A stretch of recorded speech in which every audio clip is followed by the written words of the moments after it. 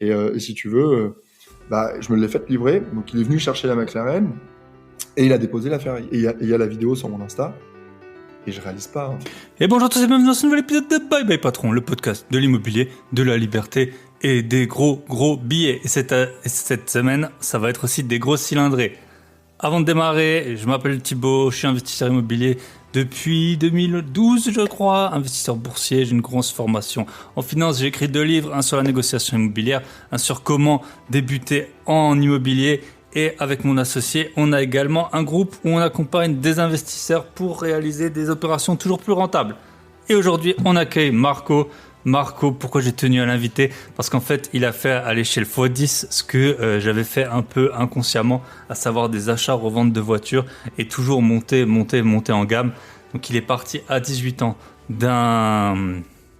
d'une Twingo à crédit pour arriver avant 30 ans à une Ferrari 599 sans mettre d'apport. Donc voilà, que des achats-reventes, des échanges, des bons coups. Ça lui a pris 17 ou 18 échanges achat-revente ou échange jusqu'à en arriver là. Mais voilà, c'est vraiment un parcours qui est très très atypique. Donc si vous adorez les voitures et ou si ça vous intéresse au moins de loin et si vous aimez bien aussi faire plaisir à vos proches en leur faisant conduire des voitures, accéder à un monde, il en parle à un moment. Quand on a des grosses voitures, c'est pas que pour frimer. Lui, il est commercial. Et bien, grâce à ça, il va aller dans par exemple, des manifestations où il y a des grosses voitures. Et de là, il va pouvoir rencontrer des personnes, par exemple des PDG, qui vont devenir des clients potentiels. Donc voilà, les voitures, parfois, c'est vu. Alors, on en parle souvent comme un passif, au mauvais sens du terme. Hein. Si vous êtes comptable, vous savez très bien que c'est un actif.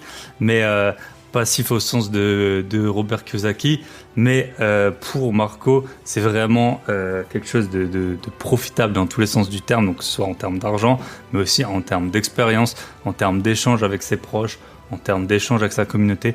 Donc c'est vraiment tout un univers qui s'est créé par rapport justement à la voiture qu'on conduit. La voiture qu'on conduit, j'ai envie de dire quand même que ça peut en dire beaucoup sur nous. Donc parfois ça peut en dire beaucoup sur le fait que vous êtes déter, que vous voulez faire beaucoup d'argent en immobilier et que vous êtes prêt à rouler en punto comme notre amie Tania, en punto toute défoncée. Mais parfois avoir une belle voiture, ça peut vous apporter également des opportunités, des rencontres. Quand vous allez échanger les voitures, ça peut également vous créer du réseau. Et on va pouvoir faire un gros parallèle avec l'immobilier parce que dans le monde des automobiles, il y a des choses comme dans l'immobilier. Si on les fait bien, ça rapporte beaucoup. Si on les fait mal, ça peut coûter beaucoup. Et il y a des dépenses. Par exemple, dans l'immobilier, si on repeint un appart au goût du jour, ça peut valoir beaucoup.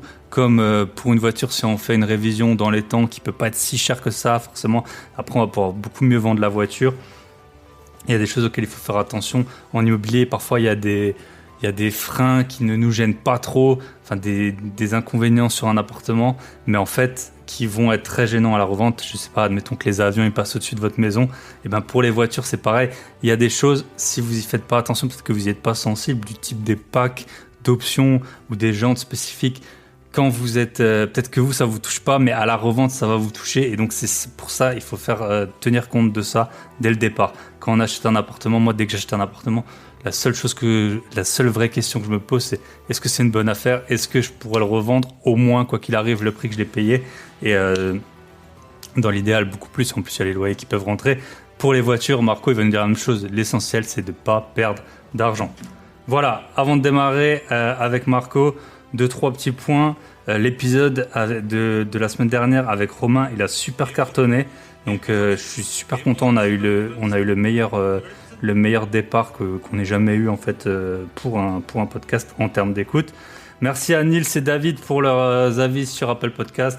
Merci à toutes les personnes qui m'ont mis un avis sur Apple Podcast ou Spotify. J'ai plus de 130 notes sur Spotify, 89 notes sur Apple Podcast. N'hésitez pas à les imiter. Et si vous voulez échanger avec nous sur divers sujets, vous pouvez nous rejoindre sur Telegram, le lien est dans la description, et sur le groupe Telegram, voilà, je lance des sujets et on échange dessus. Donc par exemple, il y a pas mal de personnes qui sont membres de ce groupe Telegram qui montrent leur projet d'investissement immobilier, qui donnent tous les chiffres, la ville, combien ça rapporte, quand ils ont acheté. Donc c'est très intéressant. Souvent dans les podcasts, les personnes qui ont beaucoup de biens, ils vont pas forcément dire les villes parce que c'est un peu leur coin champignon, on va dire. Alors que là, on présente souvent c'est un projet, c'est pas tout le patrimoine des personnes, mais au moins on voit dans cette ville, on peut avoir une renta de temps si on a acheté il y a si peu de temps. Voilà, il y en a même de Belgique qu'on salue qui présentent leurs opérations. Si un jour il y a un Suisse, quelqu'un des DomTom ou même de n'importe quel autre pays qui veut présenter un projet, ça me ferait super plaisir. Vous le savez, j'adore voyager, j'adore la planète entière. J'aime tout le monde de toute façon. Et donc, vous pouvez partager vos investissements, que ce soit à côté de chez vous ou au bout du monde. Et enfin, merci pour les partages en story de Imoloc Invest. On a eu pas mal de partages dernièrement. Libre dans mes baskets. Il y a eu aussi David, comme toujours, qu'on salue, qui a partagé. Technophile également. En plus, c'est un pote de Romain. Et voilà, merci à tous ceux qui ont aussi commenté avec mes livres. J'ai vu qu'il y a des personnes qui m'ont tagué ou qui m'ont envoyé des DM avec mes livres, donc je suis très content. J'en vois pas mal en ce moment des livres, plusieurs par jour. Voilà, on va bientôt atteindre les 1000 livres vendus. Si ça vous chauffe, je vais peut-être même faire une petite formation mais pas cher, sur les livres. Donc, comment écrire un livre et comment ça peut être un bon complément de revenu. Vous n'allez pas vivre des livres, sauf si vous vous consacrez pendant un an à écrire, mais ça peut faire quelques centaines d'euros par mois. Si ça vous intéresse, vous pouvez m'écrire et puis de toute façon, c'est très probable que je sortirai une toute petite formation pas chère, pas à 600 000 euros avec le CPF, sur comment écrire des livres, comment poster les livres, comment trouver un sujet, etc. Voilà, je vous souhaite une très bonne écoute. On se retrouve de l'autre côté avec Marco.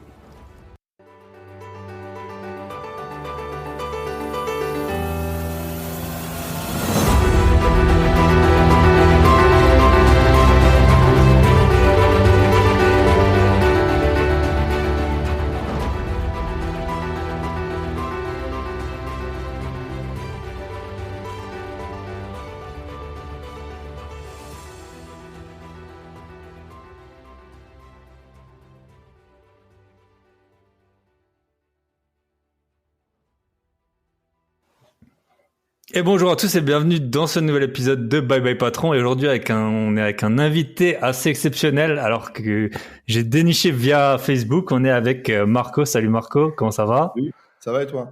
Ça va super bien. On a eu un peu des difficultés pour enregistrer, mais maintenant on y est, on est bon. Donc top. Donc en fait, Marco, je t'ai découvert via des vidéos de Akram Junior. Donc pour ceux qui ne connaîtraient pas, c'est un des youtubeurs voitures les plus connus de francophones en tout cas. Et toi, t'es spécialisé dans les achats, reventes de voitures et t'as pu monter de plus en plus en gamme. Donc moi, je l'avais fait à très petite échelle. Et toi, t'as un peu atteint le Graal que beaucoup de petits garçons, probablement peut-être même de petites filles, voulaient. Donc, est-ce que tu peux nous raconter quel âge t'as, où t'es, parce que ça t'en parle un peu de temps en temps, et puis ton histoire par rapport à ces voitures, d'où t'es parti, et puis jusqu'où t'en es arrivé. Pas de souci, tu vois, je m'appelle Marc-Édouard, donc Marin, c'est mon nom de famille. J'ai 30 ans aujourd'hui. J'ai commencé l'achat-revente à 18 ans. L'âge où tu as une voiture, tout simplement. Tu commences à avoir besoin d'aller travailler, d'avoir un bien pour aller à ton boulot ou autre. Et du coup, si tu veux, quand j'ai commencé, moi, à l'époque, à 18 ans, donc j'avais une Twingo. Voilà, j'avais une Twingo et j'avais un rêve d'enfant. J'avais 4-5 ans à l'époque. J'étais à Annecy en vacances avec mes parents et je parlais tout le temps de voiture. Et j'ai vu une Ferrari F40 passer. Et le bruit et cette couleur rouge Rosso Corsa, elle m'a juste interpellé. Elle m'a dit, mais c'est incroyable, comment ce monsieur il fait pour rouler dans une voiture comme ça? Il y a des voitures partout dans la rue, mais pourquoi lui, il a celle-ci? Ouais. Et pourquoi celle-ci, elle m'a autant chamboulé la tête, tu vois? Et là, je me suis dit, mais c'est quand même incroyable. Et j'ai demandé à mon père m'a dit, faut bien travailler à l'école. Donc, tu vois, j'ai grandi depuis et je me suis dit, c'est pas juste de bien travailler à l'école. Ouais. Non, ça, on s'en est bien rendu compte, surtout si tu veux rouler en F40 aujourd'hui. Ouais. C'est une chose, tu vois, il faut avoir un bon cursus scolaire, il faut surtout être très malin, il faut surtout prendre des décisions. Il faut surtout dire, voilà, j'investis, j'achète. Parce que pourquoi passer d'une Twingo à une Ferrari? Justement, 18 voitures. Et là, j'ai déjà le chèque de banque, je vais acheter la 19e cette semaine. Je m'arrête jamais, en fait. Le secret, c'est de commencer un jour et de jamais s'arrêter et d'avoir une méthodologie. Si t'as pas de méthodologie, automatiquement, tu vas mettre un coup d'épée dans l'eau. Et plus tu mets de coups d'épée dans l'eau, plus tu perds d'argent et plus tu perds de l'énergie. Et l'énergie, aujourd'hui, c'est bien plus important que de l'argent. plus Exact. plus tu pourras aller très très très loin. Et moi, l'ambition, c'est simple. Comment j'ai pu l'avoir? Passer d'une Twingo, imagine, à 18 ans et demi, et échanger contre une BMW Z4. C'est-à-dire que tu as à peine 19 ans et tu roules en cabriolet BMW de l'époque. Donc le E89. Et ben là, c'est là que c'est incroyable. C'est-à-dire qu'en fait, tu kiffes, tu profites de ta passion, tu fais profiter aux autres de ta passion, et tu te dis, mais c'est fou. Ça cote beaucoup plus que la Twingo que j'avais. Ça a beaucoup plus de valeur marchande. Donc aujourd'hui, j'ai une valeur que je vais faire travailler. Et donc, je vais très très bien acheter les voitures et je vais encore mieux les revendre. Je vais gagner 2000 à l'achat et je vais gagner 2000 à la vente. Et je fais 4000 par voiture. T'en fais 5 par an, tu fais 20 000. Ok, super, super intéressant. Et puis, c'est pas la même chose, 20 000 de revenus et 20 000 de plus-value. Ça fait de l'épargne, quoi. Puisque tu réinvestis la totalité dans chaque voiture, tu n'as pas de bénéfice et tu ne peux pas vivre de ce bénéfice. Ouais, bien sûr. Tu n'es pas un marchand automobile. Tu ne dois pas être requalifié en tant que tel. Tu ne payes pas de TVA, tu t'acquittes pas de TVA, de tout ça. En France, je dis toujours, en fait, pas plus de 5. Je le dis dans ma formation M7 Academy. Il faut savoir qu'il n'y a aucune norme. Tu peux faire autant de cartes grises que tu veux. Mais au bout d'un moment, ça commence. C'est comme pour l'immobilier et les marchands de biens. Ça commence à. Faut pas trop, être sur les warnings. À 15-20 000 euros et que c'est déclaré et autres, bien sûr qu'on va venir te taper au carreau. Mais par contre, si tu fais des petites plus-values et que tu rachètes, tu sais, t'as le droit d'acheter un appartement et de bien le revendre. Bien sûr. Même si t'es en RP, résidence principale, tu payes pas de taxes sur la plus-value, on est d'accord. Donc pourquoi on n'aurait pas le droit de le faire dans les voitures? Après tout, j'ai eu un cabriolet l'été, j'ai voulu m'acheter une voiture berline juste après la sortie de l'été, j'ai gagné un peu d'argent, j'ai réinvesti l'argent. T'es pas un professionnel du métier. En attendant, tu fais grandir donc ton pécule, moi à l'époque mon livret A, parce que j'avais qu'un livret A, et plus ça allait, plus je pouvais plus mettre l'argent sur le livret A. Donc je me disais, faut que je rachète un modèle plus cher, faut que je grandisse sur des modèles de plus en plus gros. Et donc à 23 ans, j'ai acheté ma première Porsche Cayman S. Ok, top. Et là, ça a été, en fait, si tu veux, un moment charnière de ma vie et du parcours automobile. Et je me suis dit, ça y est, j'ai une Porsche. Donc, j'ai un rêve de beaucoup de gens. Mais je vais vendre cette Porsche. Parce que je vais acheter ma première maison. Ok. Je vais très bien la vendre. Je vais mettre 80% en apport dans la maison. Et avec les 20%, je vais racheter une voiture et je vais remonter. 80% de la vente du Cayman, quoi. Exactement. Ouais. Et je vais remonter. Et là, je suis remonté. Ça a repris quelques voitures, mais c'est quand même depuis cette Cayman que je suis remonté à la Ferrari. Donc je l'ai fait 2 fois. Et grâce à ça, j'ai pu être propriétaire de ma première maison à 23 ans. Ah, super intéressant, ouais. Donc c'était Twingo échangé contre un Z4. Alors Twingo Z4, Mercedes SLK 200 compresseur, noir intérieur beige. Un peu le même genre que la Z4, quoi. Qui plaît énormément pour les voitures de week-end. Ensuite, j'ai pris sur une Audi TT S. Toujours un pack, toujours quelque chose qui fait que la rareté fait le prix. Donc, du coup, la voiture se vend beaucoup plus facilement. Ensuite, je suis passé sur une série 6 BMW 630 Ci. Ensuite, je suis passé sur un E55 AMG Mercedes. Donc, 476 chevaux. Voilà, à 22 ans, du coup, c'est ça? Non, à 20 ans. Ok. Là, j'étais assuré au tiers maxi vol incendie, parce que sinon, je pétais le palier au niveau de l'assurance. Mais en vol incendie, tiers maxi, ça passait. Et puis bon, c'était des voitures sur certains montants, si tu veux, je pouvais me permettre, on va dire, de prendre des assurances un peu moins élevées, quoi. Et après, donc de la E55, je suis passé sur une BMW Z4, donc les versions un petit peu avant la nouvelle, là. C'est E89, je crois, et E85, c'est la première. Du coup, j'ai eu 2. C'est là que le toit en dur. C'est celle-là que le toit. Voilà, avec le hardtop qui rentre dans le coffre. Ouais, exactement. Et après, donc j'ai revendu celle-ci, j'ai acheté ma Porsche Cayman S. Ok. Et chaque fois, t'as pas remis d'argent de ton salaire ou de... Le plus que j'ai pu en mettre, c'était entre 1000 et 2000 euros. Parce que le but, moi, derrière, c'est que j'étais en alternance. En alternance, tu gagnes 400 euros en contrat d'apprentissage, 800 euros en et tu roules un Cayman S. Ouais. Et voilà. Non, et j'avais le Cayman S. Et c'est-à-dire, quand j'avais le Cayman S, si tu veux, voilà, je finissais les fins de mois à 100 euros, 150 euros. Et je gardais une enveloppe plus importante pour l'essence. J'avais un appartement en location à l'époque. Et je me disais, mais c'est simple. Si demain j'ai besoin de liquidité, je revends ma voiture. Ouais. Et ça se revend bien. Bien sûr que ça se revend bien. Je l'ai vendu en une semaine à un monsieur qui était sur Agen. Et j'ai toujours des contacts avec les gens à qui j'ai vendu des voitures. J'ai toujours vendu des voitures saines avec exactement les techniques qu'il faut pour très bien acheter et très bien revendre. Ok, ouais. Super. Les clés, enfin voilà, toute la technique, la méthodologie du coup M7 Academy, j'ai construit en 10 ans. Il faut savoir que moi j'ai fait 18 voitures en particulier, en perso. Donc là, 19e, là, qui va arriver bientôt. Chèque de banque est déjà fait, comme je disais. Et j'en ai fait 48 autour de moi. C'est-à-dire que j'en ai fait à des amis, à ma famille, à des gens sur Instagram avant de créer M7 Academy ou pendant que je crée M7 Academy. Et aujourd'hui, il y a des jeunes qui suivent mon parcours et qui sont déjà à la 6e en 1 an et demi, qui avaient à l'époque 7 000 € de budget et qui aujourd'hui sont dans les 30 000 € de budget. Ouais, top, super intéressant. Ouais, parce que on peut en parler tout de suite. Toi, tu peux, si les auditeurs le souhaitent, tu aides les gens. T'as mis ta méthodologie, c'est en vidéo, je suppose, que t'as mis en vidéo les étapes par étape. Mes ClickFunnels, j'ai des vidéos Vimeo tournées. Et en fait, l'intérêt, c'est que je donne vraiment, en clair, comment très très bien acheter, comment très très bien revendre, quel modèle acheter. Pourquoi acheter. Enfin, tu vois, la boucle, elle est bouclée. Et je donne toutes les normes, je donne tous les prix au niveau des CG, les 10 ans pour avoir des CG divisés par 2. Enfin, tu vois, toutes ces petites techniques qui font qu'en fait, les économies que tu fais font que tu vas grandir. Si j'avais perdu de l'argent, je serais jamais monté à la Ferrari. Parce qu'il faut savoir que pendant des années, j'ai eu le SMIC. Ah ouais, donc voilà. Je suis passé responsable commercial, mais j'ai été quasiment 5 ans commercial. Et j'étais payé à la com. Donc t'es bon, tu gagnes. T'es pas bon, tu gagnes pas. Super intéressant. Et quand tu étais commercial, tu avais une voiture de fonction parce que si tu te pointes au début, j'avais un scooter, un 500 cm3. Mon patron aimait pas trop. Il m'avait pris une Clio 4, 2 places. Et tout le monde me disait, mais putain, t'as une Porsche. À l'époque, c'est la Panamera, je me rappelle. On me disait, ça te fait pas drôle de te retrouver en Clio la semaine? Je disais, non, enfin, c'est un autre monde. Enfin, voilà, la semaine, je travaille, je suis dans ma voiture, on va dire, pour aller bosser avec ma boîte méca. Voilà. Et puis le week-end, justement, je kiffe encore plus le fait de monter dans la belle Porsche. Et puis je sais pourquoi je travaille. Ouais, exact. Super intéressant. C'est vrai que t'as toujours ces deux mondes. T'as le monde professionnel et puis t'as le monde, t'as ton monde privé. Et moi, j'avais un boulot dans lequel les associés gagnaient très bien leur vie et roulaient en grosse Porsche, en 911 et tout. Et tu voyais, et même un peu en dessous, là, les senior managers, ils en avaient aussi. Et tu voyais que ça grinçait un peu quand ils allaient chez les clients pour négocier les contrats et tout.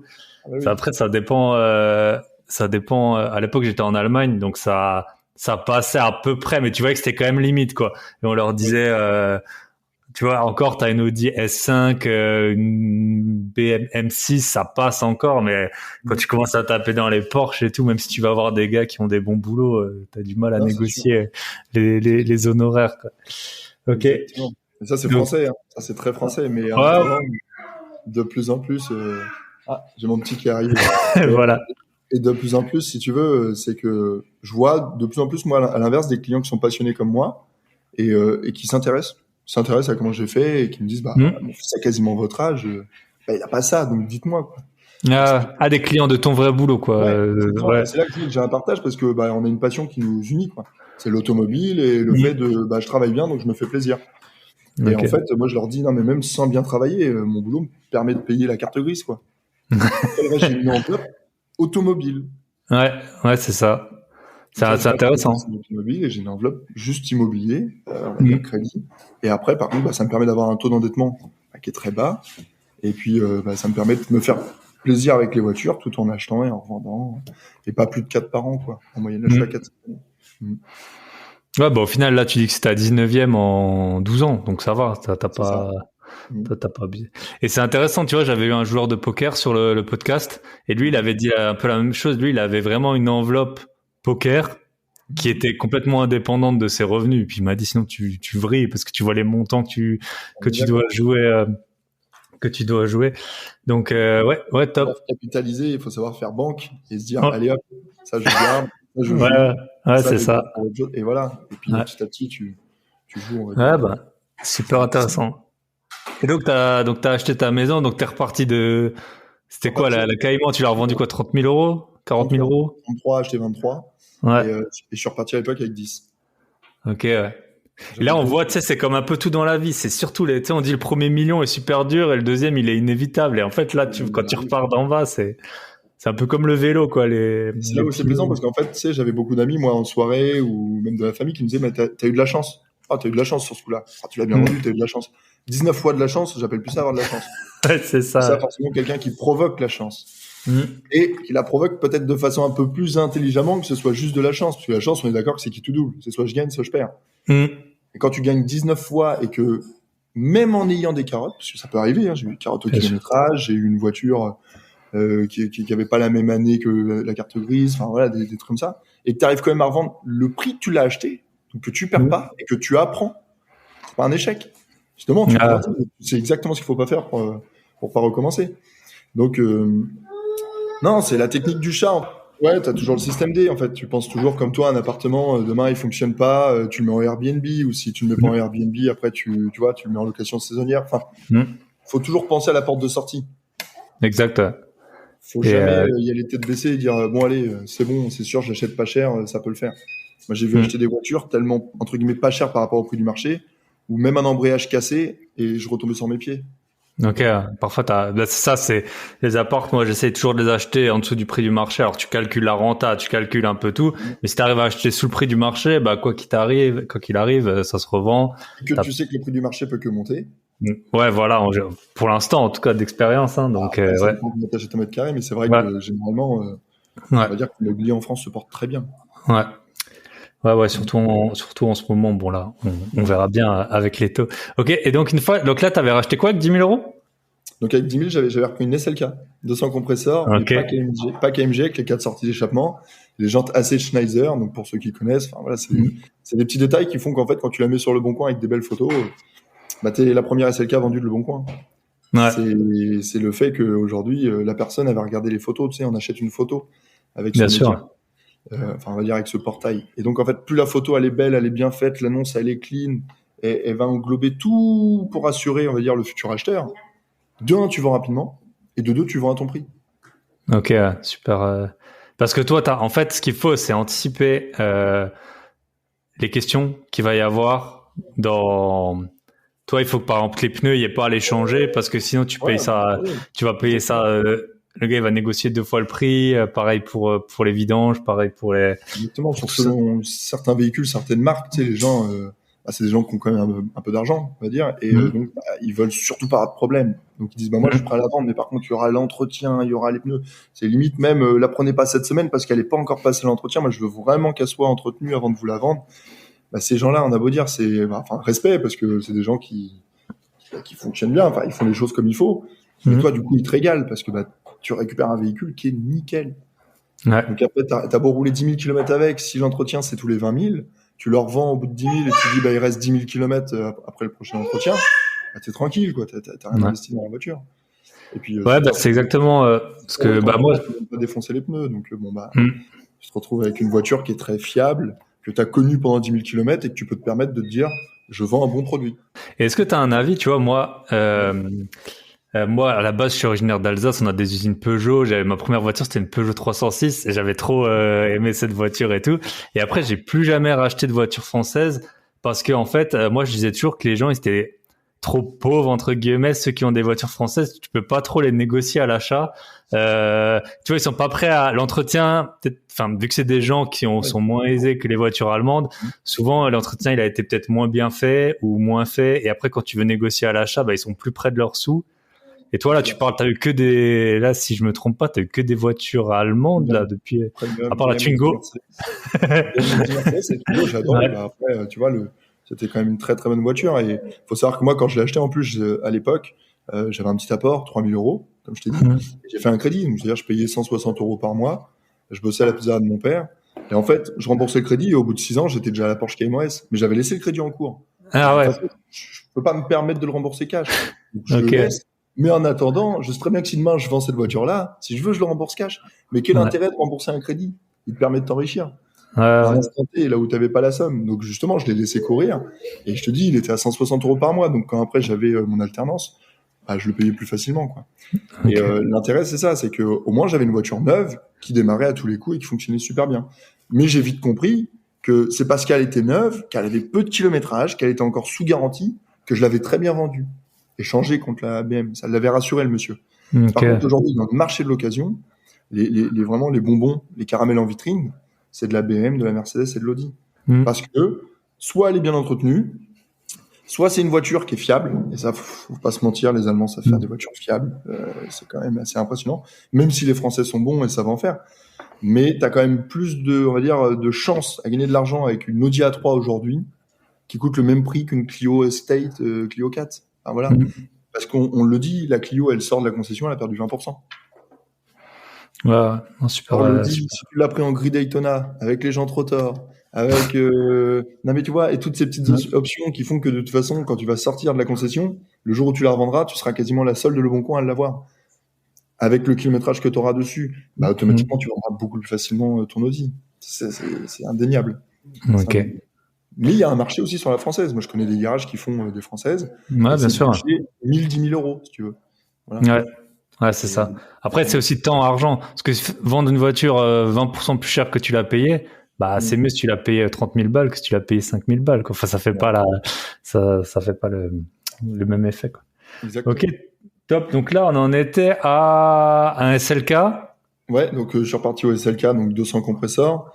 Ensuite, je l'ai revendu. Ce SLK, je l'ai très très bien revendu, je me rappelle. J'avais vendu à un monsieur sur Bordeaux.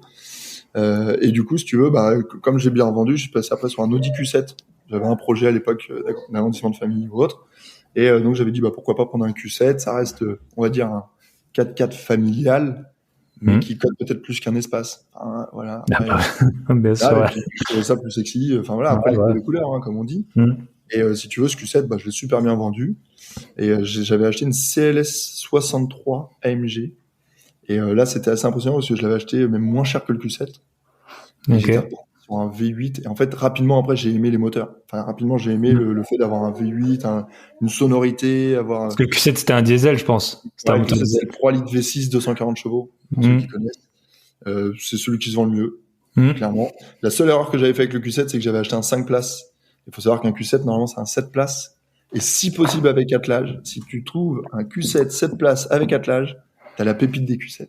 Ok. Si tu prends un Q7 5 places, bah normalement non. Les gens ils se disent bah autant acheter un Q5. Même plus grand et haute. Il faut savoir qu'à la base, voilà, le Q7 c'est mieux de l'acheter avec les deux petits sièges que tu peux remettre derrière un petit peu avant le coffre.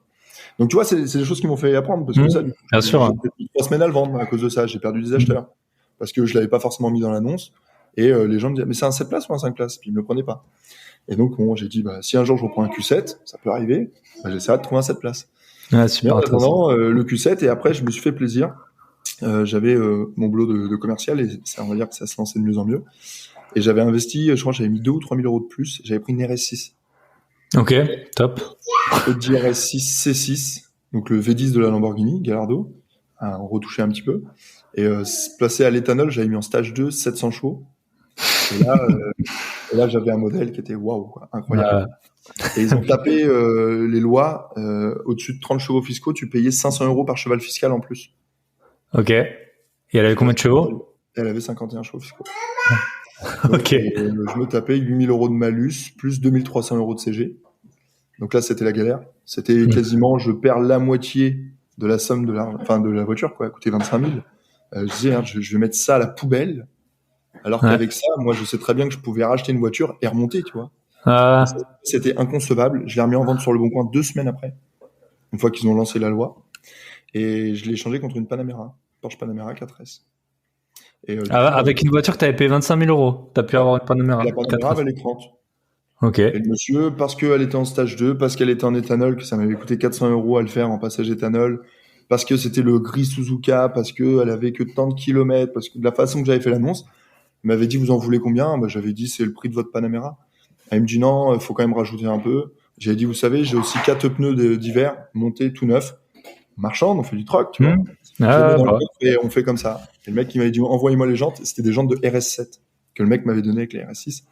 Et j'avais dit, vous savez combien ça vaut? Il me dit, non, mais ok, on y va comme ça. Et là, je venais de gagner la Panamera sans rajouter un centime. Et donc, j'étais la chercher dans le Lot-et-Garonne. Et puis après, ça, j'ai adoré. Hein. Très beau modèle. Bien sûr. Panamera 4S, un peu voiture de PDG, faut le dire. C'est une sacrée caisse. Surtout en 4S, le V8 400 chevaux. Et puis après, je l'ai revendu. Et très, très bien revendu. Et j'ai pris ma première Aston Martin. La DB9. Et c'est là où tout est parti, où le lancement de cette académie, ou tout ça, parce qu'en fait, on m'a arrêté au feu, on me demandait, tu joues dans quel club de foot? Je disais non, déjà. Alors, j'ai joué au foot quand j'étais petit, mais je gagnais pas d'argent avec le foot. Mais je peux comprendre, tu vois une Aston dans la rue, un mec assez jeune, tu peux te poser ce genre de questions. C'est tout à fait logique. même normal. Et du coup, bah, on va dire, j'ai envoyé un message à Akram et je lui ai dit, sans le savoir, j'ai acheté une Aston Martin DB9 volante Mansory, qui était l'ancienne d'Aubameyang. Et il m'a Donc répondu, voilà, une voiture de footballeur. et il m'a Donc, répondu sous 15-20 minutes. Et il ouais. m'a dit, passe chez moi, viens samedi à telle heure. Ok, top. Et mon Insta de 170 abonnés, il est passé rapidement à 10 000 abonnés, avec des Ouais. DM qui partaient dans tous les sens. Et beaucoup de gens ils me disaient, mais t'as fait comment? T'as fait comment? T'as dit chez Akram que t'es parti de telle voiture, là t'en es à l'Aston. Tu peux nous expliquer, tu peux machin. Et donc je répondais à tout le monde. J'avais un temps d'écran par jour sur mon iPhone qui était de 10 heures. Ah ouais. Et bah, je déconnectais en fait. Ouais. J'arrivais à plus donner, enfin voilà, l'énergie, quoi. C'était fatigant. Ah, c'est hyper usant le téléphone. Moi, je le vois avec le podcast. Quand j'ai un épisode qui marche bien, je reçois très vite 50 messages. Et c'est ingérable. Hein. Et au Donc, bout d'un moment, ma femme m'a dit, bah écoute, on va te créer un logo, on va faire tout ce qu'il faut et tu vas lancer le truc un peu professionnel, quoi. Parce que ce que tu fais, c'est professionnel. T'as quand même fait grandir de voiture en voiture, sans pour autant avoir eu un héritage, sans pour autant, enfin, c'est ça qu'il faut se dire, c'est que moi, il y a pas, voilà, mes 3 000 euros d'apport à mes 18 ans, quoi. Ouais, non, super. Il a suivi sur un crédit parce que j'avais un CDD et je travaillais dans une pizzeria. Mais en attendant, le truc, c'est ça, c'est de se dire que rien n'est impossible et que ça se fait étape par étape. Et donc, bah, l'Aston Martin, très très bien revendue. J'ai revendu ma moto, à l'époque, j'avais une moto. Et là, j'ai commencé à chercher des supercars. Je me suis dit, pourquoi pas? Pourquoi j'essaierais pas de m'acheter une supercar? Et j'ai trouvé... Aston, là, t'es déjà à la limite, quoi. Aston, c'est... T'es sur une GT. T'es sur Ouais. une GT cabriolet. Mais ouais, t'es sur un V12, V12 500 chevaux. Ouais, c'est quand même assez incroyable comme voiture. Et tu réalises à peine tous les jours quand tu démarres juste le V12. La sonorité, c'est incroyable. Et du coup, j'ai trouvé la moins chère d'Europe, une McLaren. Une McLaren la moins chère d'Europe. Et je me suis dit, comme tout le monde, on pourrait croire que c'est une arnaque. Elle est pas chère. Mais si je vais pas au bout, je pourrais que m'en mordre les doigts un jour. Si un jour je la vois sur le bon coin vendue et je me dis, mais pourquoi j'ai pas été au bout? Et j'ai appelé le monsieur, c'était un Belge. Elle était en Belgique. Je me suis dit, marché belge, je me suis renseigné, j'ai pris plein d'infos partout à droite à gauche, des forums et tout. Les lois sur les CG à l'époque, ils avaient retiré le malus, sinon il y avait 30 000 euros de malus sur la CG pour une McLaren. Donc là, j'avais vraiment une carte grise à 2 000 euros. Donc ça, entre guillemets, ça passait pour ma cagnotte. Et puis surtout, bah, le Belge, il parlait français. Donc on a parlé, on a échangé, il m'a expliqué, il m'a dit l'entretien. Enfin, on a sympathisé. Moi, tu sais, quand je vends une voiture ou quand j'achète, on parle d'une communauté de passionnés automobiles. J'échange énormément avec les gens. J'essaie même de savoir quel modèle ils ont eu. Enfin, je fais ton commerçant, quoi. Enfin, tout simplement. Et puis en Belgique, enfin, moi j'ai jamais acheté de voiture en Belgique, mais ils ont un CarPass ou un truc comme ça qui garantit assez bien l'entretien. Ça permet de vérifier le kilométrage, entre guillemets certifié, parce que tu sais que pour certifier un kilométrage, il existe tellement de choses aujourd'hui qu'il faut surtout contrôler les passages au contrôle technique. Et quand tu vois qu'il y a 30 000 de plus et que la voiture elle est sortie il y a 3 mois du contrôle technique, bah, faut se méfier, tu vois. C'est plein de petits trucs comme ça. Donc ça, je donne tout dans ma formation. J'explique comment vraiment éviter les carottes au kilométrage, parce qu'il y en a quand même quelques-unes. Le CarPass, qui te protège quand même pas mal. Et en France, il y a pas mal de logiciels comme Istovec ou Car Vertical. Ok. Et puis bon, bah après, quand tu achètes le modèle et que tu achètes la voiture, c'est aussi une fierté d'appeler la marque et de dire je vais être client chez vous. Et donc, tenez le numéro de châssis, parce que je vais venir l'entretenir chez vous, donc j'aimerais en savoir un peu plus sur la voiture. Mais ils te répondent sans problème. Et tu en apprends encore plus sur le véhicule. Et plus tu as d'éléments, plus tu te dis j'achète pas. Et t'en gardes 2-3. Comme ça, au moins, si t'en as une qui tombe à l'eau, t'en as encore 2. Tu perds pas de temps. Ah, 2-3 voitures sous le coude. Ouais, tu t'en travailles 2 à 3. Ouais. Ça te permet comme ça de pas perdre de temps, parce que sinon tu repars à zéro à chaque fois et c'est démotivant. Bah moi en fait ça m'est arrivé il y a pas longtemps avec 2 appartes. En fait j'ai fait des offres sur 2 qui ont été une a été acceptée assez vite et du coup c'est vrai que l'autre je me suis un peu moins je l'ai un peu moins cherché, tu vois, parce qu'en fait j'attendais que le mec me réponde et tout et au final l'appart il m'est passé sous le nez, mais parce qu'en fait j'avais eu l'autre, tu vois, j'étais plus needy, enfin voilà. Et c'est vrai que je m'étais dit bon bah vas-y, j'envoie 2 offres, il y en a sûrement une qui va passer. Si j'ai les deux, j'ai les deux. Si j'en ai qu'un, je serais déjà content. Et sur 2, c'est déjà une victoire. Et avec les voitures, ouais, c'est sûr que j'avais pas pensé à faire. En fait, c'est une méthodologie et c'est une méthodologie pour pas perdre de temps. Des fois, j'achète une voiture en 1 heure. C'est-à-dire qu'en 1 heure, j'ai déjà le prix de la carte grise, donc je peux déjà rapidement savoir à peu près l'argent que je vais pouvoir investir, mais combien je vais gagner à la sortie. J'ai déjà l'assurance et j'ai déjà le chèque de banque en moins de temps. Parce que bon, après mon banquier il est habitué aussi, parce que je suis assuré chez mon banquier. Mais l'intérêt c'est ça, c'est que ça va vite parce qu'une affaire ça part très vite quand c'est une bonne affaire. Surtout si c'est une bonne affaire. Et quand tu analyses un marché et que tu vois que les voitures il reste 7 jours, tu te dis mais pourquoi j'achèterais pas ce modèle? S'il reste 7 jours, ça veut dire que c'est un modèle qui plaît. Et c'est des éléments. Et pourquoi j'achète la première page Le Bon Coin? Je suis fou. J'achète un mec qui est sûr de lui, qui vient de vendre et qui a plein de touches. Je vais acheter en 4e, 5e page, là où les gens savent pas vendre, là où les gens n'arrivent pas à vendre. Et là, je vais négocier. Et là, je vais faire de la grosse négo. Et oui, super. C'est ça. Et toutes ces techniques-là font que, de 1, tu vas acheter rapidement, de 2, tu vas avoir la pépite, la voiture qui va être juste parfaite. Et en fait, j'arrive à segmenter sur Le Bon Coin, parce que c'est surtout Le Bon Coin moi, que j'achète. J'ai fait une fois Autoscout 24, une à 2 fois. C'était la Ferrari et la McLaren. Parce que sur les modèles comme ça, c'est exclusif. Mais sur les autres voitures, je fais que Le Bon Coin. Et c'est de se dire, voilà, j'ai 600 voitures sur ce modèle-là. Je vais segmenter de façon à qu'il n'y en ait plus que 2. Sur les 2, il va en rester plus qu'une, parce que j'ai pas l'argent pour en acheter 2. Ouais, bien sûr. La dernière qu'il fallait sur les 690. Tu vois, c'est marrant, il y a des effets de masse, des effets de, comme je vois un peu pour les apports, les voitures, ça fait longtemps que j'ai plus fait, mais je faisais un peu, les mêmes techniques, les trucs qui traînent depuis longtemps, où tu fais des offres un peu massacrées, les photos qui sont pas bonnes, ou les voitures où il n'y a pas de photos, ou les trucs comme ça. T'oublies, c'est comme un bien immobilier, c'est comme tout ça. On a besoin au moins d'être séduit sur 3 photos. Après que tu payes pas le pack photo, je peux comprendre. Ça sert à rien de montrer complètement le modèle. Si le monsieur il veut avoir plus d'éléments, il te demande, et comme ça, au moins, tu as un contact, et tu peux l'appeler.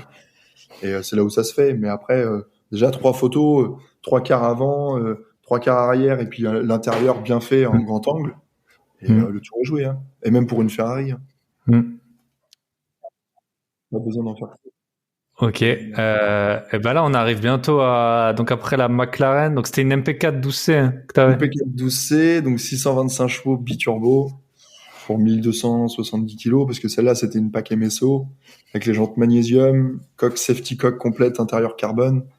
Enfin, là t'étais dans un modèle qui était à peine une voiture. Enfin, même quand moi je l'ai sorti, je me suis dit mais quelque part je suis content d'avoir pu monter à cette voiture-là à l'âge que j'ai aujourd'hui. Parce que ça va peut-être m'éviter un gros accident. Parce que c'est très dangereux comme voiture. Et tu vois, dans la vie, ce qui arrive, des fois, c'est peut-être le destin, quoi. Il y a peut-être une raison. Mais en attendant, non, c'est des voitures qui sont très dangereuses. Et je comprends pourquoi, malheureusement, il y a beaucoup de propriétaires qui les mettent sur le côté. C'est très technique. Faut quand même, c'est du pilotage, hein, c'est même plus de la conduite. Et c'est des voitures où, par contre, le gros plaisir, c'est que quand tu les sors, c'est des pouces en l'air, c'est des gens qui prennent en photo quand ils te doublent sur l'autoroute. Enfin, c'est quand bien même t'aimes pas être vu ou pris en photo, tu sens que tu transmets une émotion. Ouais, bien sûr. Parce que des sourires, tu vois, c'est fort quand même de se dire c'est moi qui fais ça. Enfin, c'est quand même sympa. Et quand tu la récupères sur genre quand t'es garé et que tu la revois, t'es tout content. Tu te dis putain ça c'est. Surtout que les portes sur celle-ci, il fallait caresser la portière en dessous sur 15 cm. Ok. Pour ouvrir la portière élytre. Et après la portière elle s'est développée en mode élytre quoi en fait. Et c'est incroyable. Enfin, tu sens que c'est des voitures. Les constructeurs qui font des voitures comme ça, ils font rêver les gens. Ouais, bien sûr. Et le rêve est accessible. Il suffit juste de se lancer après et de se dire voilà, je travaille, j'ai une petite somme d'argent, je l'investis correctement dans la bourse, dans les crédits, dans l'automobile. Il faut faire un peu de tout. Il faut faire un peu de tout après tout. Bien sûr. Il faut se faire plaisir intelligemment sans perdre. Le but c'est de pas perdre. Clairement, c'est surtout ça. Je dis le moins bon des moins bons, il peut gagner minimum 1000 € avec ma formation. Ok. Et ça, c'était une voiture qui valait combien à peu près? Donc la McLaren, alors estimée cote Argus 95, je l'avais acheté 70. Ah ouais, donc ça fait un sacré. On était en plein Covid, il y a personne qui sortait. J'ai été la chercher en Belgique, j'ai dû faire le PCR. PCR pour la MP4. Ouais. Mais tu vois là, je m'en fichais complètement d'aller faire le PCR. Tu vois, tu m'étonnes, c'est clair. Voilà. Au contraire, j'y vais, il y a pas de souci. Et le monsieur il me dit moi, vous êtes le premier à venir. Vous me faites le virement bancaire avant, parce que je veux avoir les fonds sur mon compte avant, donc j'ai contrôlé le SIRET, j'ai regardé la société, les avis Google, savoir si c'était une société qui pesait et qui était quand même bien vue et tout. C'était un garage en fait. Ah ouais, c'était un garage. Ouais. Et ils vendent des super belles voitures, ce monsieur. Autosalon GT, il s'appelle, et Monsieur Zabara, et ils vendent des très très belles voitures depuis des années, et c'est quelqu'un de super sympa et d'accessible. Et putain, si je l'avais pas appelé à l'époque, bah après tout, tu sais, j'étais monté avec les Porsche et puis à l'Aston Martin et tout, je dis et pourquoi pas une McLaren? Et de la McLaren, pourquoi pas une Ferrari? Et peut-être qu'un jour, pourquoi pas une Bugatti? J'en suis pas là, c'est pas mon rêve non plus. Mais je me dis qu'en montant un jour, bah forcément, il y a pas de raison. Et la McLaren, ouais, non, j'ai même eu la chance d'aller faire un entretien chez McLaren à Paris, parce que je l'ai très bien négocié, elle était à 80. Je l'ai baissé à 75, puis avec l'entretien qu'il y avait à faire, je l'ai baissé à 70. Parce que je lui ai dit, moi, j'ai pas beaucoup d'argent, donc s'il faut que je l'entretienne, je me suis renseigné, le prix c'est à peu près ça. Et donc chez McLaren, j'ai été reçu nickel, quoi, parce que je venais de faire la vidéo chez Akram. Ah ouais, et en donc, plus. ils m'ont dit, non, mais on a vu votre vidéo, et en plus, on a des gens, du coup, qui nous ont appelés pour faire des essais de McLaren. Vous avez sûrement donné envie à certaines personnes. Ah ouais, bah tu m'étonnes. À essayer une McLaren, tu vois, plutôt qu'une Ferrari. Il y en a pas mal qui me demandaient, moi aussi, sur Instagram. J'hésite entre une 458 Italia ou une MP4 12C. Bah, je disais, moi, la MP4, c'est ça. J'ai jamais eu la 458, mais en attendant, la MP4, c'est ça, et j'en suis hyper content. Et l'intérêt, bah, quand j'ai fait mon entretien chez McLaren, déjà, il faut savoir qu'un entretien chez McLaren à l'année, petit entretien, 1300 € pour une voiture de ce standing.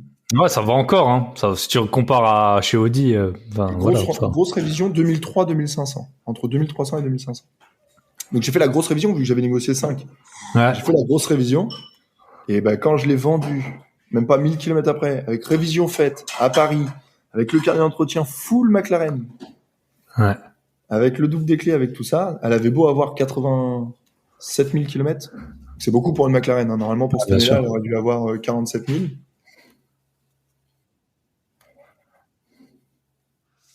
C'est, tu vois, comme quoi, c'est plein de petits trucs qui fait que tu peux que tomber sur tes pieds et même gagner. Donc t'as roulé en McLaren pour moins cher que zéro, quoi. Hein. C'est ça la beauté du truc, quoi. Ouais, si vous roulez en Renault Mégane, ça va peut-être vous coûter 5 000 € par an. Bah là, en McLaren, ça coûte moins que zéro, quoi. Bah, c'est ça. Et en fait, il y a une vieille phrase qui dit l'argent va à l'argent. Et c'est vrai sur un sens, parce que entre guillemets, même quand t'as une très belle voiture et que tu vas te balader, je sais pas moi, dans un réseau ou un rasso de voitures, bah t'as des chefs d'entreprise qui ont des très belles voitures.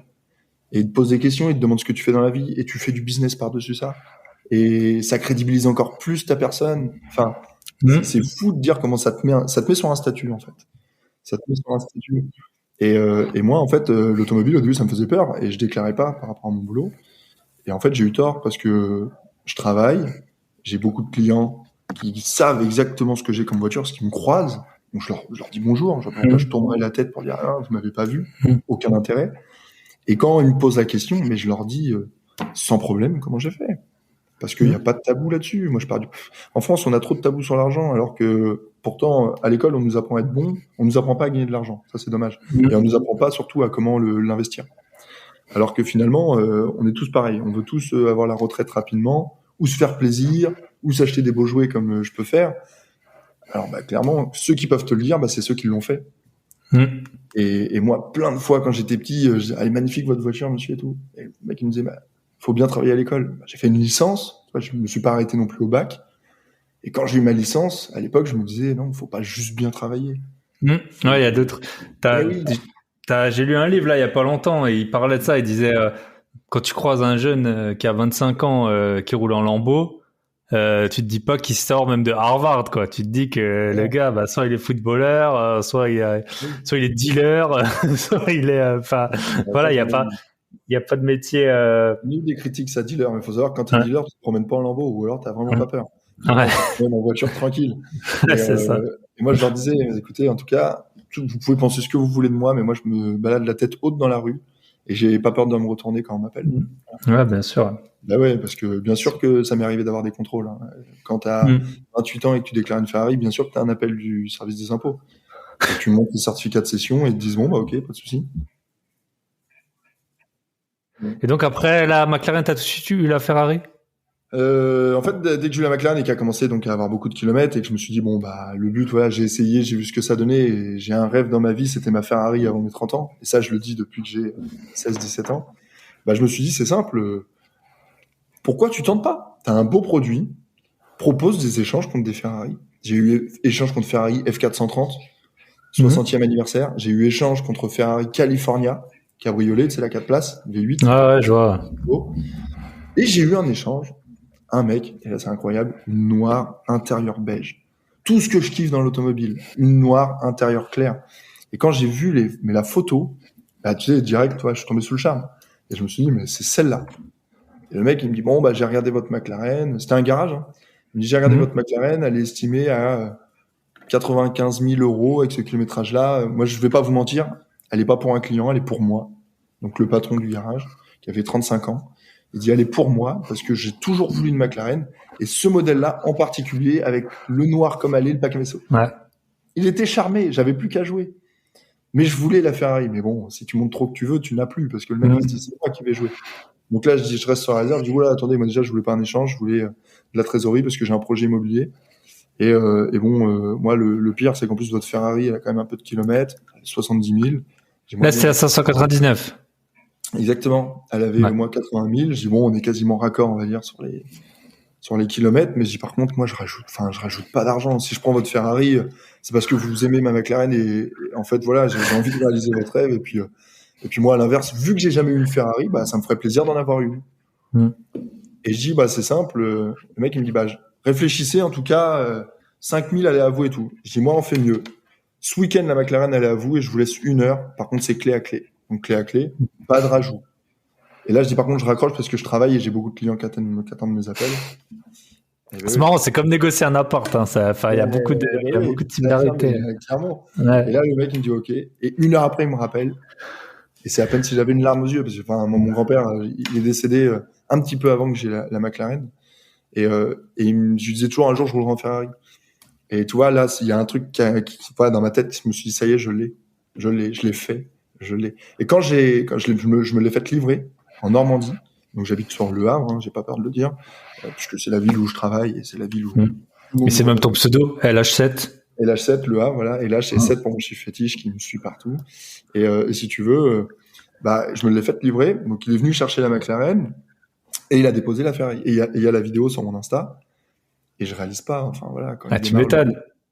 En plus, c'est une 504 pour ceux qui savent. Enfin, je sais plus maintenant. Ça fait longtemps que j'ai plus suivi, mais longtemps les Ferrari, t'avais en gros un V8 et un 12 cylindres.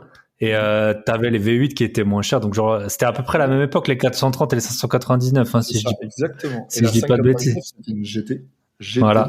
Grande Tourisme Berlinetta. Donc GT parce que tu touches quasiment la roue arrière quand t'es assis quasiment sur les roues. Et B pour Berlinetta parce que 2 places. Et si tu veux, le V12, mais c'est une cathédrale. Enfin, j'ai fait une vidéo avec Jessica Popina, si tu connais. Non, je connais pas, non. Anciennement, je sais qu'elle a fait pas mal de reportages dans l'automobile à l'époque à la télé. Et tu regarderas, c'est J'essaye ta caisse. Et, ah oui, je connais oui, la chaîne. Ouais. Ok. 4 jours que j'avais la voiture. Et je l'appelle et je lui dis, c'est dommage, j'ai plus la McLaren pour tourner la vidéo. Mais maintenant, j'ai une Ferrari 599 GTB. Elle dit, je t'attends. C'est fou. Comment ça se fait que tu changes autant de modèles? Elle n'a pas eu la Stone, elle n'a pas eu la McLaren, mais elle a eu la 599. Ouais. 4 jours après, je lui prête et elle me dit, mais c'est incroyable, tu me prêtes ton rêve de gosse alors qu'on se connaît que depuis 2 heures.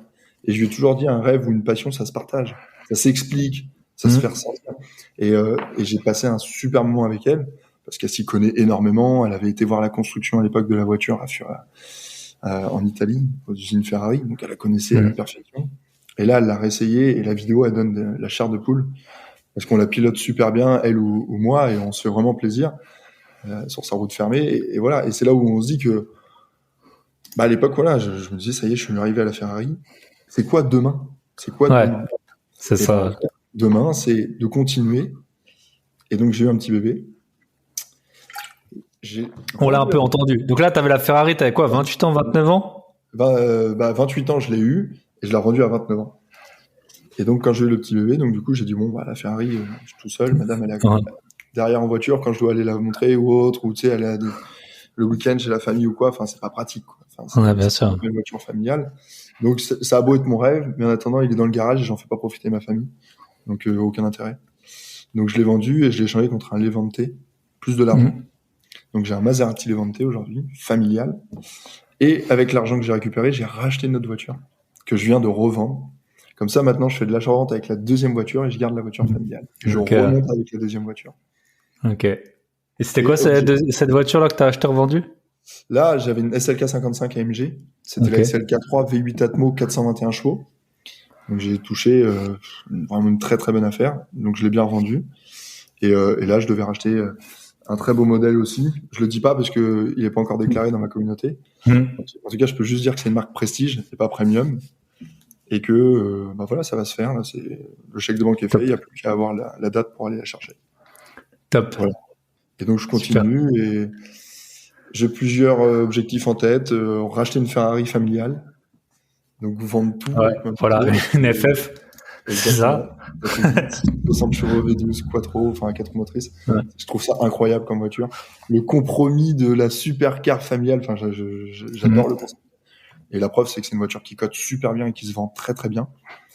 Et puis à l'avenir, quand je pourrais au mieux du mieux, à une Aventador, taper du Lamborghini, parce que j'ai jamais eu Lamborghini. Donc, c'est peut-être un objectif à aller. À 30 ans, t'as pas eu de Lamborghini, punaise, c'est quand même un scandale. J'ai failli faire 2 échanges à l'époque contre des Gallardo, LP520 et LP560.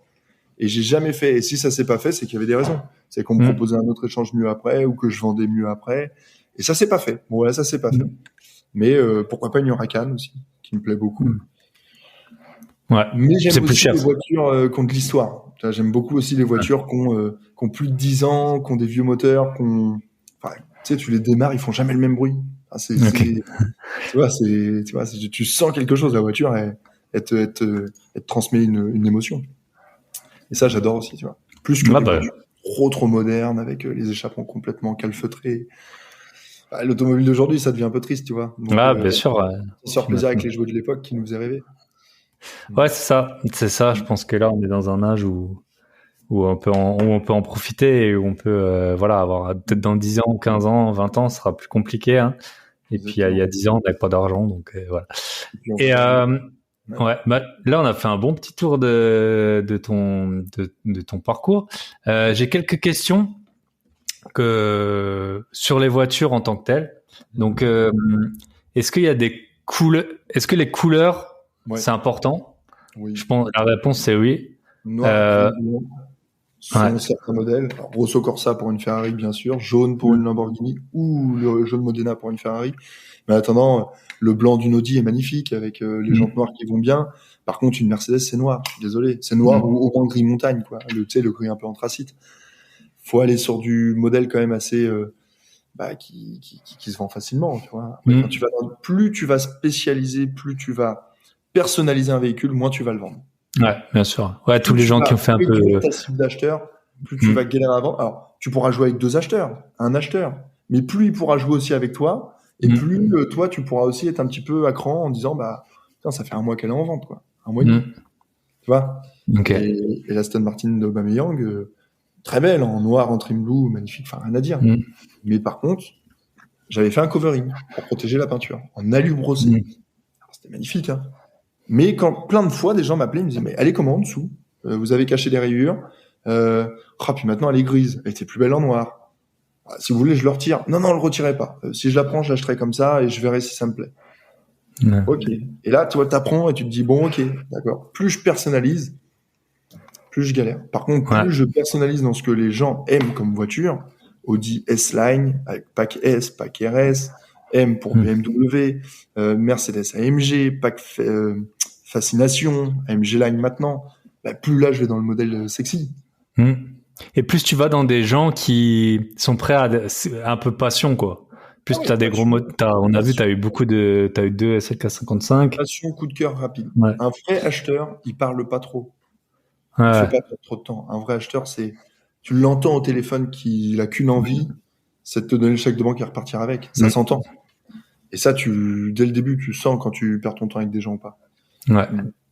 Mais c'est vrai que tu vois, la couleur, moi j'ai eu, alors ça fait quelques années, j'avais une A3 cabriolet blanche. Et moi j'étais très content avec cette voiture. Et tout le monde me disait c'est une couleur de femme. Et moi c'est vrai que je sais pas, je l'avais acheté à une femme, c'est vrai. Et après quand j'ai voulu la vendre, j'avais que des femmes qui venaient. Et elles avaient trop peur que je les arnaque, quoi, en fait. Ou alors elles venaient avec un pote garagiste qui me disait que la voiture allait tomber en panne demain, tu vois. Et ça m'a rendu fou. Et alors que j'ai eu une Mini, que j'ai vendue à un gars, tu vois, j'avais une Mini à un moment, ça a été très bien. Mais ça m'a bien servi de leçon, quoi, de Mais pour La... autant, t'as pas perdu d'argent. Non, j'avais pas perdu d'argent dessus. Non. Donc, t'as Donc, appris. ouais. Voilà. Mais T'as, c'est vrai t'as- que le blanc Ibis, ouais, c'est que sur certains modèles. Hmm. Si une Audi, moi j'ai eu une blanche, c'était une Audi RS6. Bon voilà, une Audi RS6 en blanche. De toute façon, déjà, le mec qui cherche une RS6, donc qu'elle soit blanche, grise ou noire, il en veut une. Hmm. Il y en a Voilà. pas beaucoup, ouais, c'est sûr Ah, on aussi. reste c'est une C6, tu vois, avec le V10. Enfin, on reste sur des modèles comme ça. Donc là, déjà, tu le scotches comme ça, puis alors, pas de carbone à l'intérieur. Ah, c'est bon, Hmm. coup de cœur fini. Ah, c'est très intéressant, les packs et tout. Et moi, Les packs, j'ai, c'est j'ai très, un très pote. important. Ouais. Même une paire de jantes. Hein. Ouais. Et j'ai un pote, il connaît rien en voiture. Il avait une série 1 pack M, là. Et quand j'ai vu à quel point il l'a vendu facilement à un gars qui n'avait pas d'argent, hein, faut dire ce qui est. Enfin, genre, il m'avait dit, j'avais été chez lui, c'était un mec qui mettait tout son argent dans la voiture, quoi. C'était sa raison de Ouais. travailler. Ouais, Ouais. Donc, ouais, super ouais. intéressant. La boîte, je suppose que c'est important aussi. C'est une boîte auto, boîte méca. Beaucoup boîte auto, palette au volant. Beaucoup. Ouais. Sur certains modèles, enfin voilà, c'est des voitures de week-end, donc il faut se faire plaisir avec des palettes, avec les autres voitures justement de la semaine. Et puis sur certains modèles, non, des Porsche, c'est boîte méca. C'est le puriste là, il en raffole. Et t'as certains modèles parce que c'est des boîtes méca. Je pense aujourd'hui la Audi R8 V10 en boîte méca, c'est une pépite. Tu l'achètes, tu mets un voile, tu la démarres, aller 200 km par mois, tu la laisses dans ton garage, tu vas faire des milliers d'euros avec cette voiture. C'est incroyable la cote de cette voiture. En V10, boîte méca. Alors, si tu peux la choper en Spider, là, t'as la pépite. Et là, j'en trouve à 65. Mais j'en suis sûr que dans 1 an, 2 ans, elles seront à 80. Pas en dessous. Okay. Pas en dessous. Et j'ai plein de modèles comme ça en tête. Hein. Mais bon, après, bon, voilà. Et j'ai plusieurs fourchettes aussi. Hein. C'est-à-dire que j'ai aidé des jeunes qui avaient 4 000 euros d'apport. Enfin, 4 000 euros pour se lancer. Ah. Et ouais, c'est ça, c'est forcément les... je les faisais acheter, je leur faisais acheter une Audi A3 2 litres 150 chevaux. S-Line, sympathique, avec le moins de kilométrage possible de Le Bon Coin. Et puis, il y a des 1 000 euros de plus, 2 000 euros de plus, puis remonter sur un pack 6, et puis ils ont refait, puis ils sont remontés à 10, 15, et puis tu grimpes, quoi, petit à petit. C'est encore plus plaisant de commencer comme ça, parce qu'au moins tu sais comment tu fais. Ouais. Ça tombe pas tout cuit comme ça, enfin voilà. Moi, je faisais des tableaux Excel, tu vois, sur les annonces, puis après, chercher la cote. Enfin, après, au bout d'un moment, t'as l'œil, hein, donc tu regardes, enfin, tu connais un peu les chiffres et tout. Donc après, je prenais les 10 bagnoles que j'avais retenues. Souvent, moi, je voulais, par exemple, j'aime bien rouler en cab, j'ai plusieurs cabs. Ouais. Et donc, je prenais tous les cabs que je trouvais qui avaient l'air sous-cotés. Après, je cherchais la cote. Après, je faisais un tableau, tu vois, et après, je regardais dans l'autre sens si c'était vraiment... parce que parfois, la cote, tu vois, ça veut tout et rien dire, quoi. Et donc, ça veut rien dire. T'as des véhicules, on appelle, ils se vendent hors cote. Ouais. Je prends aujourd'hui n'importe quel modèle, une RS6, C6, C7, ça se vend hors cote. Un Aston Martin Vantage ou des B9 volantes ou des B9, ça se vend hors cote. Beaucoup de Ferrari se vendent hors cote. Mais quand je te dis hors cote, la cote, t'affiches même pas de cote, ou c'est 50 000 et puis les gens ils vendent 80 000. Parce qu'il y en a pas beaucoup. Et à l'inverse, t'as aussi pour les vieilles voitures, parfois c'est l'inverse aussi. Ouais, et ça faut se méfier aussi. Par contre, les Youngtimers, les futurs collectors, 25 ans et qui vont passer à 30 ans et donc plaque collection avec les assurances collection, enfin tout ce qui va avec, la plaque noire et argentée, là, il y a des sacrés coups à faire. Hein. Je pense à Peugeot 205 GTI, je pense à les 306 de l'époque. Les 16 là, tout ça. Ouais, les 16. Là, il y a des bons coups à faire, des très bons coups à faire. Ok. Et les Youngtimers, ça c'est les placements de demain, comme je les appelle dans ma formation. C'est indéniable. Ok. Et j'ai j'ai plein de questions, mais j'essaie de faire des podcasts d'1 heure à peu près. Est-ce que, moi j'ai jamais acheté des voitures genre des McLaren. Tu les achètes forcément dans un garage, non? Ouais, c'est des modèles comme ça, oui. Il faut au moins une garantie de 6 mois dessus, moteur boîte pont, et qui englobe, et il faut regarder le montant couvert. Parce que t'as des fois, moi j'ai vu des assurances, même une fois sur une Ferrari, le mec il m'envoie l'assurance, je mets montant couvert 4 000 euros. Je dis 4 000 euros, monsieur, la boîte à casse, vous pensez vraiment que c'est 4 000? Je dis, vous avez fait ça pour payer moins cher la garantie? Je dis, non, quitte à me couvrir, quitte à payer une garantie, mettez une garantie qui va avec, quoi. Faites pas ça, quoi. Et donc, faut vraiment regarder ça. Et ouais, quand tu achètes des gros modèles avec certaines sommes, certains montants, de toute façon, tu tombes rarement chez un particulier. Bien sûr. Parce que de un, t'as peur de te faire voler, le particulier a peur de se faire voler une grosse somme, ou a peur que le mec vienne chez lui et regarde ce qu'il y a autour. ou il a peur de se faire homejacker ou carjacker quand il va aller le jour de la vente. Enfin, tu sais, il y a aussi tout ça qui rentre en ligne de compte. Ah, bien sûr. Donc finalement, voilà. Et moi, un truc qui me fait un peu peur, c'est si le mec il commence à rouler comme un fou, tu vois. Bon, après, tu peux le calmer et tout, mais c'est aussi un truc. Ils viennent se faire plaisir à essayer un modèle gratuitement. Et puis, ils font n'importe quoi quand ils montent dedans et tout. Et ça doit se ressentir au téléphone, ça doit se ressentir à... Des fois, moi, je fais des FaceTime avec les gens. Hein. Sur certains modèles, la Ferrari ou la McLaren, je les voyais en visu avant. Hein. Vous me montrez le moteur, vous le démarrez, je veux voir, machin, je veux le numéro de châssis, je contrôlais tout sur la voiture. Une fois que tout était nickel, j'allais plus loin. Mais c'est des étapes. Et tu perds une des étapes et tu prends un risque. C'est ça. Eh oui, comme dans l'IMO, hein. Tu perds une des étapes, tu perds un risque. Tu prends un risque. Ok. Et pour les revendre, donc là, on a vu, tu as échangé quand même ta McLaren, tu l'avais échangé, mais c'était avec un garage.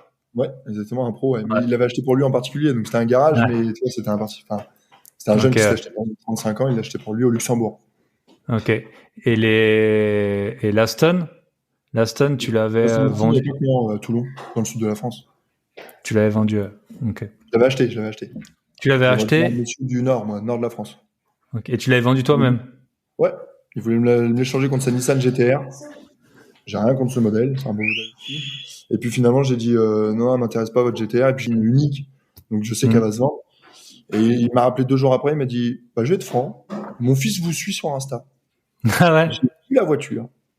J'ai vu tous ces gens là qui mettent les j'aime, qui tout ça. Enfin, on sent que votre voiture, elle a une histoire, elle a quelque chose à transmettre. Et le mec m'a dit mais même pour faire plaisir à mon fils, je vais vous la prendre. Ok, top. Et puis donc, il l'a acheté comme ça, en connaissance de cause, en sachant que j'avais été chez Akram avec. C'est là où c'est beau aussi, toi. J'avais pas besoin de me cacher. Super intéressant. Donc ça, j'ai vu, les vérifs. Donc toi, tu t'assures que les entretiens ils sont faits, que technique. Les ateliers qui me valident. T'as eu des problèmes sur des voitures?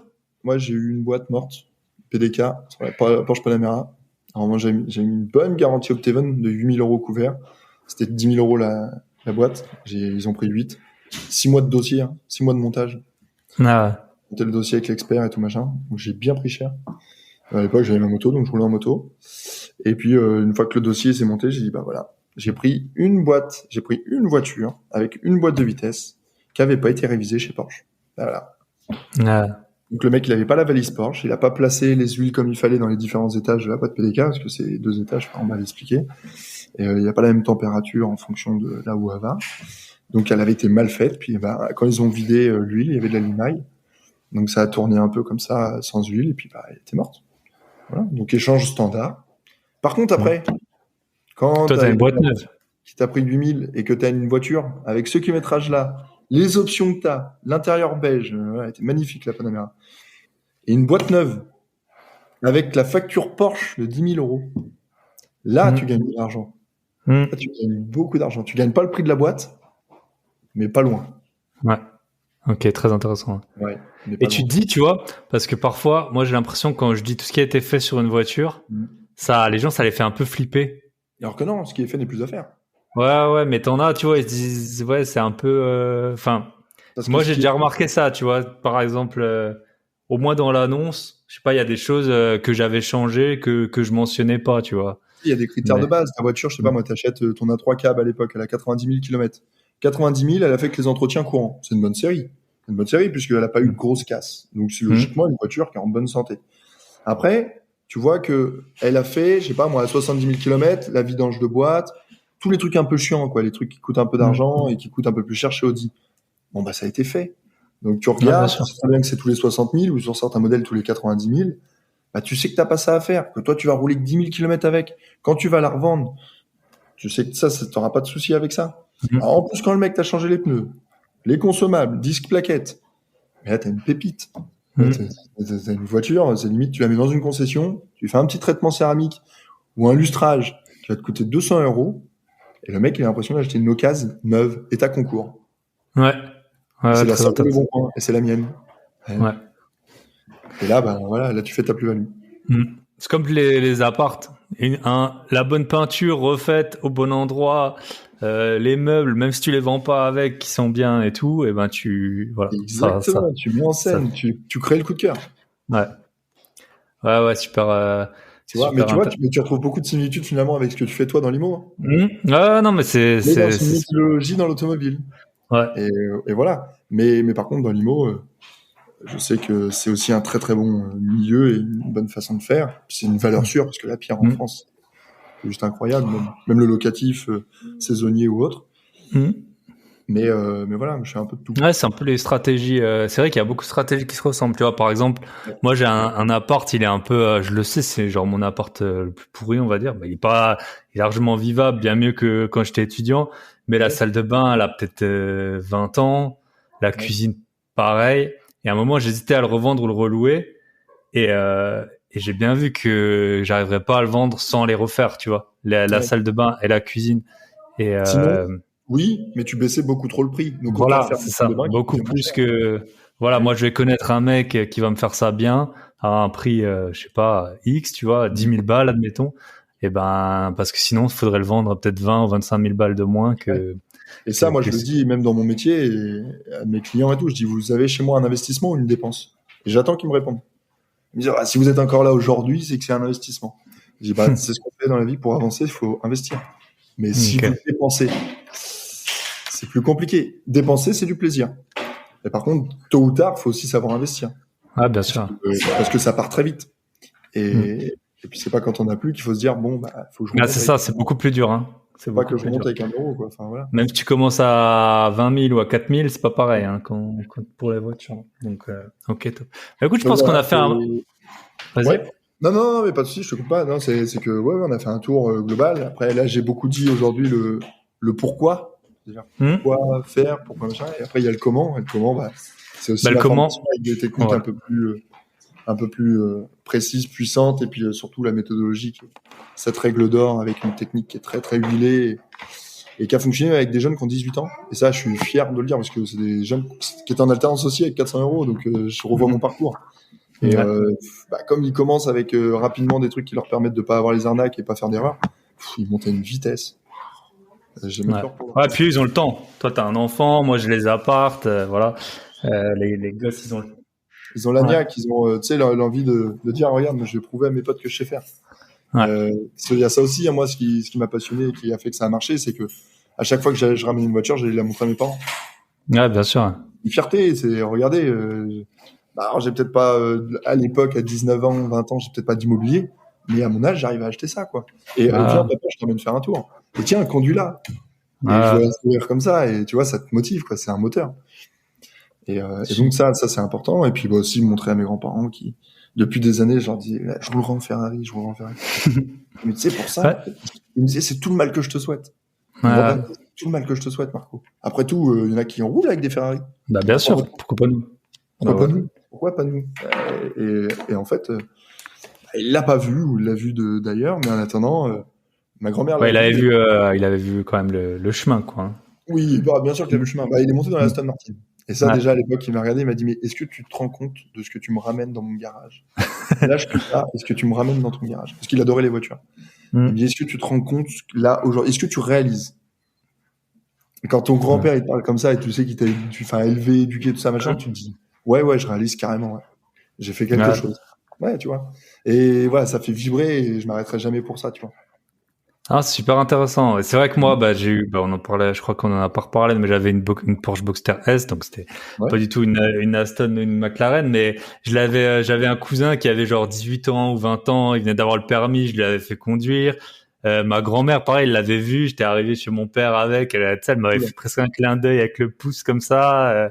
Et puis, mon père, je lui avais prêté aussi quelques heures, donc pour les gens qui disent oui, les voitures, voilà, si ça tisse des liens forcément. Et pour finir, et je finirai là-dessus parce que je trouve que c'est un état d'esprit, une façon de vivre aussi. Quand tu as une passion qui est l'automobile ou même la moto, tu sais, quand tu es plus jeune, 14 ans, 15 ans, l'argent que ça coûte, tu mets pas l'argent dans des conneries comme la drogue ou l'alcool. Non, mais vraiment. Et cette passion, en fait, elle va tellement te monter haut. Moi, j'ai des amis qui font du cross, motocross, ça coûte un peu de sous. Mais c'est des mecs qui ont toujours bossé comme il faut, ils ont toujours acheté les bonnes motos, ils ont toujours bien vendu les bonnes motos. Tu sais, ça leur a donné une ligne de vie qui était la bonne, entre guillemets, parce que, bah oui, c'est une passion qui coûte un peu d'argent. Donc, comme elle coûte de l'argent, bah, tu fais pas le con. Tu vas moins dans ces délires-là. Et puis, les gens qui ont des belles voitures, rarement sont des gens qui perdent leur argent dans des conneries comme ça. Ouais, Ils savent ce que c'est que 100 euros. Hein. 100 euros investis, c'est 1000 euros. Bah, j'ai une petite question pour clôturer, justement. Si je te donnais 100 000 euros, là, tout de suite, qu'est-ce que t'en ferais? Alors, tout de suite, 100 000 euros. Comme je t'ai dit tout à l'heure, j'achète la V10 Audi R8 Spider à 65 000, mais je sais très bien que dans moins d'un an, elle a pris 10 facile et qu'en plus, c'est un kiff à rouler. Et avec les autres, avec l'argent restant, vu qu'il y a 30 000 euros, je fais en sorte de faire, 2 crédits pour acheter du locatif.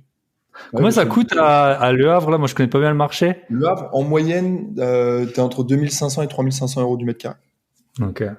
En moyenne, et on arrive encore à choper à 2500, et 2 ans après, tu revends à 3500.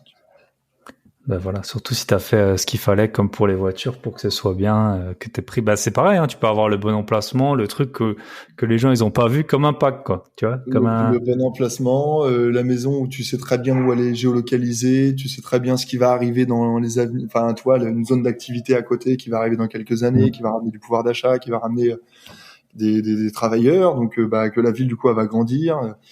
C'est plein de petits trucs. Tu regardes ça, tu t'intéresses à ça, tu te dis bah ma maison je l'achète pas cher. Parce que demain là, je suis la périphérie du Havre, ça va devenir beaucoup plus cher, c'est normal. Il y a de plus en plus de gens qui vont chercher à acheter. Plus il y a de gens qui cherchent à acheter, moins il y a d'offres. Moins il y a d'offres, plus les prix. plus c'est cher. Ouais. C'est marrant. Ouais. Bah, tu vois, c'était vraiment pour ça que j'ai fait le parallèle. Moi, je racontais vite fait quand j'étais étudiant à Strasbourg, c'est une ville de vélo. Donc, j'achetais dans des villes, à l'époque, j'avais ma Peugeot 306, je pouvais mettre 3 vélos dedans. J'achetais dans les villes, tu vois, à 50 bornes où personne roulait à vélo. Après, je les vendais plus cher. Après, avec ça, j'achetais des consoles, des téléphones. Puis après, je suis arrivé sur les voitures. Et bon, maintenant, j'ai les apparts. C'est vrai que les apparts, ça prend beaucoup de temps. Donc, là, ça fait presque, ouais. Je pense que tu prépares bien ta retraite, quoi, voilà. Et ouais, puis, voilà, non, ça tourne, et puis oui. Le locatif, moi, pour en faire un petit peu, je le dis, c'est un métier. C'est vraiment un métier. L'automobile, c'est une passion que j'ai, enfin, voilà, qu'on peut en faire un métier. On peut ouvrir un garage même avec ma formation. Il y a des gens qui l'ont fait. Et j'ai eu des témoignages là-dessus. Mais par contre, l'immobilier, ça prend du temps. Hein. Ça prend du temps. Moi, des fois, on m'appelle pour un chauffe-eau qui marche plus. Enfin, voilà, hop, un mail, t'es pas là. Le mec, il vient 1 heure, 2 heures. C'est du stress. Tu perds le locataire, boum. Le mois d'après, t'es obligé de toi de payer entre guillemets le loyer. Ça se mesure tout ça. Bien sûr que tu peux mesurer les risques. Mais en attendant, je pars du principe quand même que l'immobilier, faut y être. Et le jour où t'en as 10, ouais, je pense que t'es marchand de biens, hein, tout simplement. T'es rentier. Hein. Enfin, en tout cas, 10, surtout quand ils sont payés. C'est ça. Voilà. Bon, c'est comme tout. On investit. Hein, et puis, à force de capitaliser, tu toucheras les rentes. Et puis, tu te diras, à l'époque, j'ai fait le bon choix. Voilà. Si l'argent fait pas tout, hein, l'argent, on est d'accord, elle achète des plaisirs. Le bonheur, il s'achète pas. Le bonheur, c'est une famille, c'est un enfant, c'est ce qu'on vit avec nos parents, c'est tout ça, qui sont en bonne santé. Mais acheter du plaisir peut aussi procurer du bonheur et peut apporter du bonheur. Bien sûr. Donc, ça y contribue. Voilà. Et puis quand tu as de l'argent de côté, en général, tu dors mieux. Enfin, des revenus qui tournent tout seuls. Voilà, ça te crée du temps. Différemment aussi. Voilà, différemment aussi. C'est clair. Ça marche. Eh ben, écoute, Marcus, ça m'a fait super plaisir. Donc, si on veut te contacter, ta formation, j'ai regardé, parce que dans l'immobilier, on connaît bien les formations qui sont super chères. Ta formation, elle est pas très chère, hein, donc. Non, là, je l'ai mis à 197 €. Je partais du principe qu'une carte grise, c'est entre 300 et 400 € sur certains modèles. Donc, celui qui était capable d'acheter une carte grise était capable de prendre ma formation. Voilà, 197 €. Pas la mettre trop cher pour ça. Et là, par contre, j'ai signé avec ça va être mes agents, entre guillemets, avec des professionnels de la visibilité via les réseaux. Et on va faire exploser cette académie en septembre. On a refait tout. Il y a des ventes additionnelles. Il va y avoir des techniques encore différentes. Enfin, voilà. M7 Academy, ça va vraiment être une académie complète de A à Z. Ça a très bien marché en 1 an. Et là, je me dis, après tout, allez, c'est parti, on y va. Donc, j'investis et intelligemment. Top. que je sais que j'aide beaucoup de gens. Donc, pour l'instant, j'ai que des bons témoignages. Donc, à partir du moment où j'apporte quelque chose de bien à des personnes, je vais continuer. Voilà, si vous avez 18 ans que vous roulez en Twingo, c'était quoi, une Twingo 2 que t'avais? Twingo 2, blanche, et je l'avais pas acheté à une femme. Mais Et non, ma sœur, elle avait une Twingo, et maintenant elle roule en 3008. Punaise, elle aurait pu dans le même temps passer de la Twingo à la 599. Donc voilà. Voilà. Ok. Bon, ça marche. Allez, Marco, ça m'a fait super plaisir. Donc ouais, si on veut te retrouver, M7. Alors m7-academy.com avec un Y académie.